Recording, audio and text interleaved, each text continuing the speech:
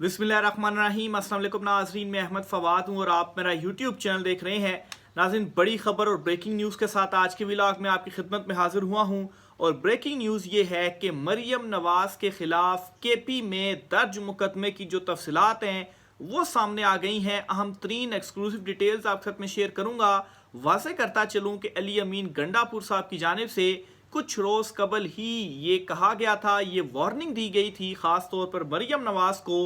कि केपी में फिर आपके खिलाफ जो कार्रवाई है वो शुरू हो जाएगी। मामले की तफसीलात आपके साथ में शेयर करूंगा। गंडापुर हुकूमत की जानिब से क्या हंगामी इकदाम उठाया गया है, ख़ास तौर पर परवेज़ इलाही साहब की जो हालत है इस वक्त अडयाला जेल के अंदर। कुछ रोज़ कबल उनके हवाले से मेडिकल रिपोर्ट सामने आई थी कि उनकी पसलियाँ वगैरह टूटी हैं, कि वो कहीं पर वाशरूम में गिरे हैं। लेकिन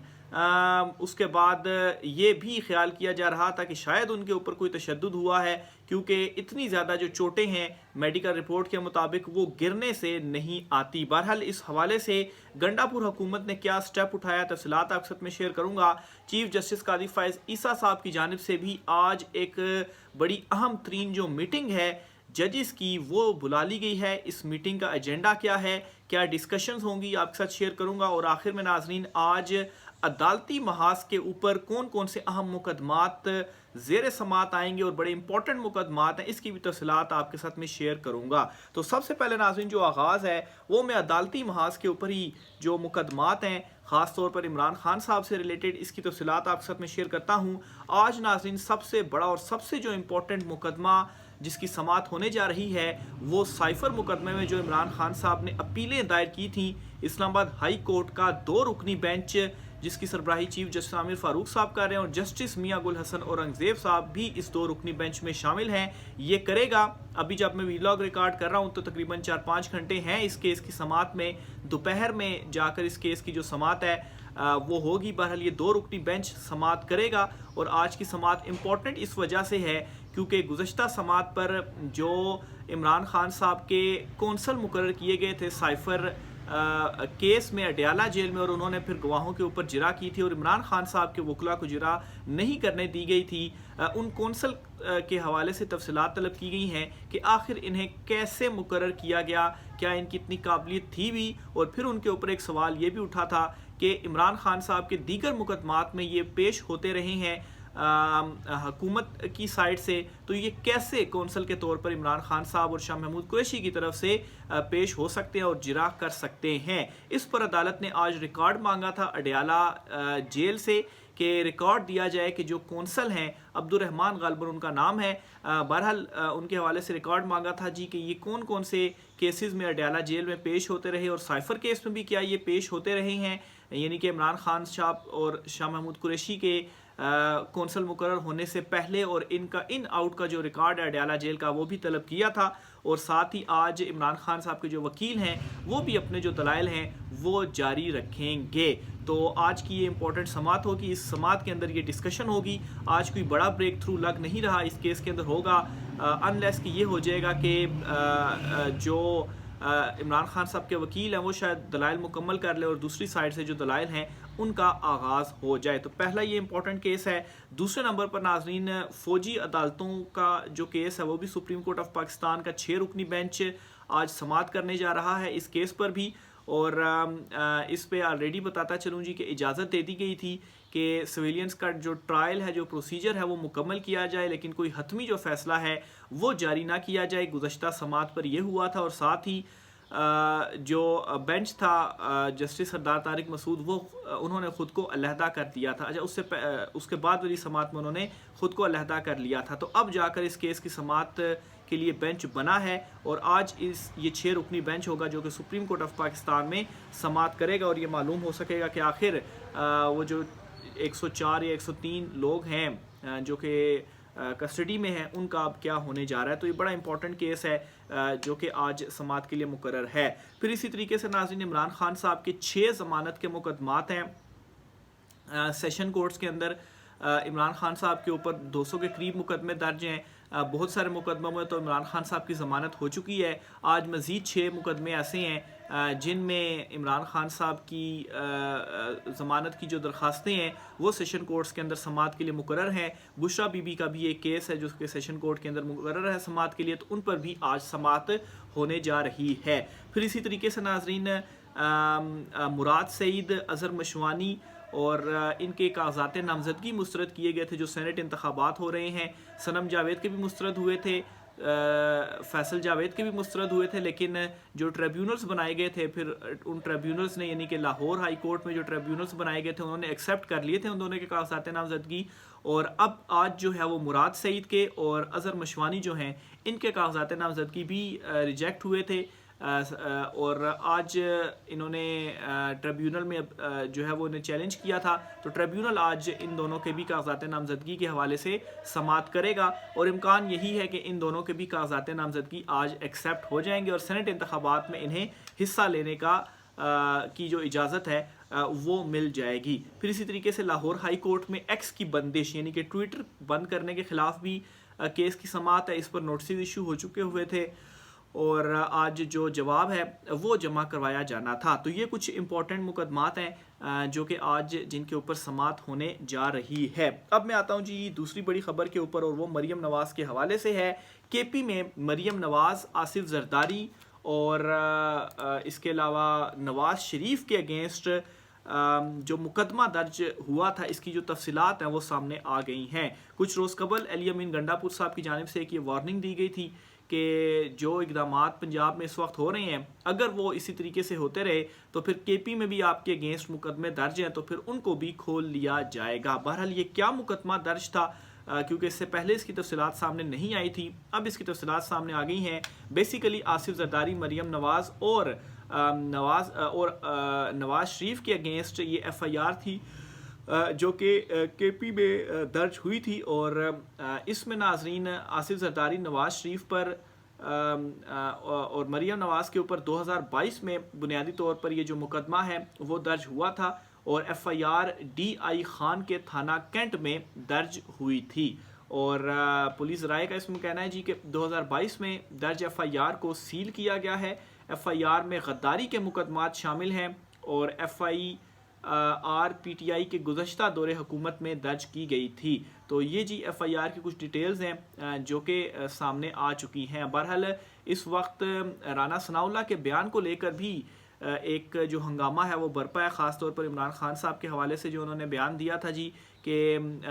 یا تو ادھر ہوگا یا ادھر ہوگا, یا عمران خان صاحب کے وجود کے حوالے سے کہ جب تک وہ ہیں تب تک معاملات سیدھے نہیں ہوں گے. تو اس کو یہ تشبیہ دی گئی کہ عمران خان صاحب کو قتل کرنے یا عمران خان صاحب کو راستے سے ہٹانے کا جو رانا ثناء اللہ وہ بات کر رہے ہیں. بعد میں انہوں نے یہ کلیریفائی کیا کہ عمران خان صاحب کے حوالے سے جو بات انہوں نے کی وہ ان کے سیاسی وجود کے حوالے سے تھی کہ ان کے سیاسی وجود ختم کرنے کی جو بات ہے وہ انہوں نے کی, لیکن اس سے پہلے ایک بڑا جو پریشر تھا وہ بھی سامنے آیا, بلکہ یہاں تک بھی کہا گیا جی کہ پنجاب میں کس طرح سے جو مقدمے ہیں وہ درج ہوتے ہیں ایون کہ کے پی کی قیادت کے اگینسٹ بھی, تو کے پی میں بھی کم سے کم پنجاب میں نہیں تو کے پی کے اندر رانا ثناء اللہ کے اگینسٹ جو مقدمہ ہے وہ درج کیا جا سکتا ہے اور کارروائی کا آغاز کیا جا سکتا ہے. لیکن خیر اس کے بعد رانا ثناء اللہ کی جو کلیریفیکیشن تھی وہ بھی سامنے آئی کہ سیاسی وجود کے حوالے سے وہ بات کر رہے تھے, لیکن ایٹ لیسٹ ایک چیز تو انہوں نے ایکسیپٹ کر لی ہے کہ جو موجودہ حکومت ہے یہ کوئی زیادہ عرصے تک چلتی ہوئی نظر نہیں آ رہی, اور یہ بھی انہوں نے ایکسیپٹ کیا ادھر یا ادھر بہت جلد ہونے جا رہا ہے. یعنی کہ یا تو عمران خان جیتے گا یا عمران خان کا سیاسی وجود رہے گا یا ہمارا سیاسی وجود رہے گا. لیکن ابھی تک جو معاملات چل رہے ہیں, جس طرف چل رہے ہیں, جو چیزیں دکھائی دے رہی ہیں اس کے مطابق تو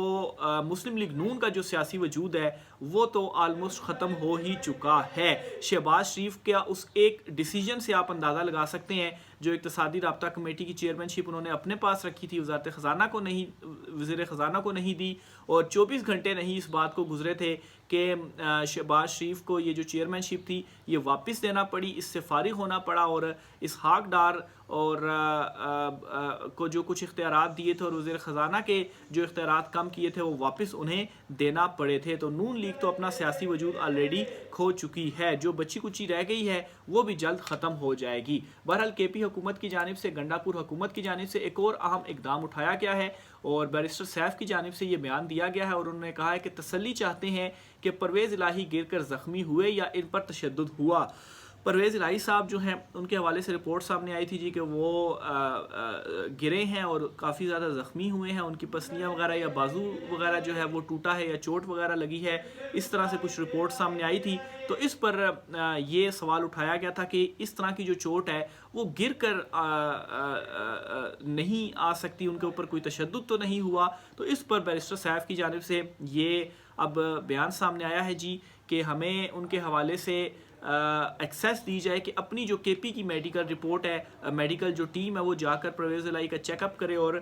یہ میک شور کر سکے کہ واقعی وہ گرے تھے, ان کی حالت کیا ہے, پہلے تو یہ دیکھے اور پھر دیکھے جی واقعی وہ گرے تھے یا ان کے اوپر کسی قسم کا کوئی جو تشدد ہے وہ ہوا ہے. بیرسٹر سیف نے کہا جی کہ میڈیکل ٹیم کو پرویز الہی کا طبی معائنہ کرنے کی اجازت اور رسائی دی جائے. پنجاب حکومت کا پرویز الہی کے ساتھ اڈیالہ جیل میں رویہ تشویشناک ہے. 19 مارچ کو پنجاب اسمبلی میں غیر قانونی بھرتیوں کے مقدمے کی سماعت میں اڈیالہ جیل کے ڈپٹی سپرنٹینڈنٹ طاہر نے پرویز الہی کی میڈیکل رپورٹ پیش کی تھی جس کے مطابق پرویز الہی گر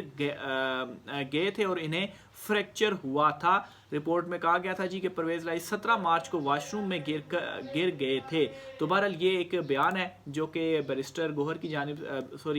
بیرسٹر سیف کی جانب سے سامنے آیا ہے. ابھی تک اس میں مزید کوئی پیش رفت تو نہیں ہوئی کہ انہیں کوئی ایکسیس وغیرہ دی گئی ہو. بہرحال ان کی طرف سے یہ چیز سامنے آ گئی ہے. آگے چلتے ہوئے آپ کو بتاتا چلوں کہ ڈپٹی کمشنر اسلام آباد نے پاکستان تحریک انصاف کو 30 مارچ کو اسلام آباد میں جلسہ کرنے کی جو اجازت ہے وہ نہیں دی اور جلسے کی درخواست پر پی ٹی آئی کے ریجن صدر عامر مسعود مغل نے اسلام آباد ہائی کورٹ میں بھی دی تھی اور ہائی کورٹ نے ڈی سی اسلام آباد کو 2 روز میں فیصلہ کرنے کا حکم دیا تھا. تاہم ڈی سی نے امن و امان کی صورتحال کو جواز بنا کر پی ٹی آئی کو جلسے کی اجازت دینے سے انکار کر دیا ہے اور اس معاملے میں پی ٹی آئی رہنما عامر مغل کا یہ کہنا ہے کہ وہ دوبارہ اب اسلام آباد ہائی کورٹ سے رجوع کریں گے کہ اسلام آباد میں انہیں جلسہ کرنے کی اجازت نہیں دی جا رہی تو ہائی کورٹ جو ہے وہ انہیں اجازت دے دے. پہلے 23 مارچ کا تھا لیکن 23 مارچ اور 30 مارچ 2 ڈیٹس رکھی گئی تھیں اور کہا گیا تھا F9 پارک یا پریڈ گراؤنڈ میں انہیں اجازت دی جائے جلسہ کرنے کی. تو اجازت اب نہیں ملی تو اب یہ ہے کہ ہائی کورٹ سے دوبارہ درخواست دائر کی جائے گی, شاید آج درخواست دائر کر دی جائے اور جلسے کی اجازت لی جائے. آخر میں ناظرین سپریم کورٹ آف پاکستان سے ایک اور بڑی خبر آپ کے ساتھ میں شیئر کرتا چلوں. چیف جسٹس قاضی فائز عیسیٰ صاحب کی جانب سے ایک اہم ترین جو اجلاس ہے وہ طلب کیا گیا ہے اور بیسیکلی جوڈیشل کمیشن کا جو اجلاس ہے وہ آج طلب کیا ہے چیف جسٹس قاضی فائز عیسیٰ صاحب نے اور بیسیکلی کچھ ججز کی جو تعیناتی ہے وہ ہونی ہے اور تعیناتی ایک تو چیف جسٹسز تھے کیونکہ ایک جج صاحب جو ہیں وہ سپریم کورٹ آف پاکستان میں بھی آئے ہیں تو پیچھے کچھ جو اسامیاں ہیں وہ خالی ہوئی ہیں تو ان کی تعیناتی کے حوالے سے جو ڈیسیجنز ہیں وہ لیے جانے ہیں اس جوڈیشل کمیشن کے اجلاس کے اندر. تو آج یہ طلب ہے تقریباً دوپہر کے ٹائم ہی یہ جو اجلاس ہے وہ ہوگا اور اس میں کچھ اہم ترین فیصلے ہوں گے, کچھ جو ریکمنڈیشنز ہیں وہ دی جائیں گی اور یہ سفارشات جائیں گی پارلیمانی کمیٹی میں اور پھر اس کے بعد جو ہائی کورٹس ہیں جو بلوچستان ہائی کورٹ ہے ان کے چیف جسٹس کی جو تعیناتی ہے وہ ہونی ہے تو ان کے حوالے سے جو فائنل منظوری ہے وہ دی جائے گی اور پھر اس کے بعد وزارت قانون کا جو نوٹیفکیشن وغیرہ ہے وہ بھی ایشو کر دیا جائے گا. آخر میں ناظرین اسلام آباد ہائی کورٹ سے ایک اور بڑی ڈیولپمنٹ بھی سامنے آئی ہے اور وہ یہ ہے جی کہ جناب باجوہ اور جناب فیض حمید کے اگینسٹ مقدمہ درج کرنے کی ایک درخواست شہری کی جانب سے دی گئی تھی. پہلے ایک مرتبہ یہ مقرر ہوئی تھی لیکن اس دن کی پھر کاز لسٹ منسوخ ہو گئی تھی. آج دوبارہ یہ جو درخواست ہے وہ اسلام آباد ہائی کورٹ میں مقرر ہوئی تھی. آج یہ بھی امپورٹنٹ کیس ہے اسلام آباد ہائی کورٹ میں لیکن اس میں اب اپڈیٹ یہ سامنے آئی ہے جی کہ شہری نے کیس بغیر کارروائی ملتوی کرنے کی جو استدعا ہے وہ کی ہے اور چیف جسٹس عامر فاروق صاحب نے اس کیس کی سماعت کی اور انہوں نے جو استدعا ہے وہ منظور کر لی ہے اور کیس کو غیر معینہ مدت کے لیے ملتوی کر دیا ہے. تو شہری پہلے یہ چاہتے تھے کہ جی ایک معاملے کے اوپر جو ایف آئی آر ہے وہ درج ہو. معاملہ بھی خیر آپ کے سامنے میں رکھ دیتا ہوں کہ اصل میں یہ تھا کیا. اس میں جی بیسیکلی یہ تھا جی کہ جنرل ریٹائرڈ قمر جاوید باجوہ اور جنرل ریٹائرڈ فیض حمید کے خلاف ایف آئی اے میں مقدمہ درج کرنے کا حکم جاری کرنے کی درخواست دی تھی، اور اس میں درخواست گزار نے یہ کہا تھا کہ دونوں ریٹائر افسران نے ریٹائرمنٹ کے بعد قانونی مدت مکمل کرنے سے پہلے ہی صحافیوں سے اہم حقائق پر گفتگو کر کے انہیں پبلک کر کے ملکی مفاد کو نقصان پہنچایا، اور اس وجہ سے ان کے خلاف ایف آئی اے میں جو مقدمہ وہ درج ہونا چاہیے لیکن نہیں ہوا، تو اسلام آباد ہائی کورٹ جو ہے وہ اس کے اوپر حکم دے کے مقدمہ درج کیا جائے۔ تو یہ درخواست تھی، اس پر آج سماعت ہوئی ہے، لیکن درخواست گزار جو شہری تھے انہوں نے پھر خود ہی کہہ دیا جی کہ ملتوی کر دی جائے سماعت، آج وہ دلائل نہیں دے سکتے یا جو کچھ بھی تھا، تو عدالت نے ایکسیپٹ کرتے ہوئے غیر معینہ مدت کے لیے سماعت ملتوی کر دی ہے۔ یہ ناظرین آج کچھ عام ترین تفصیلات تھی، رائے کا اظہار کیجیے گا، اجازت دیجیے، اللہ حافظ۔